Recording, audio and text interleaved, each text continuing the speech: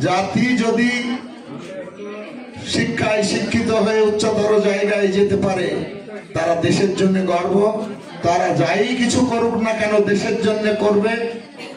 আর সেই প্রত্যাশায় আমাদের তারেক রহমান সাহেব দলের ভারপ্রাপ্ত চেয়ারম্যান সাহেব তার মাথা থেকে আসা এই সমস্ত পদক্ষেপগুলা নেবে।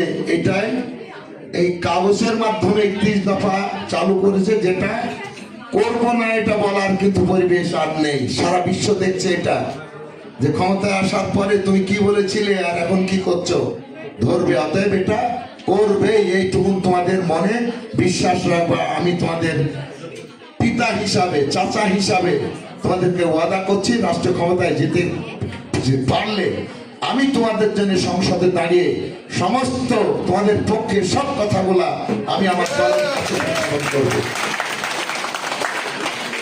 তাই কথা বাড়াতে চাইনি। আমার স্নেহের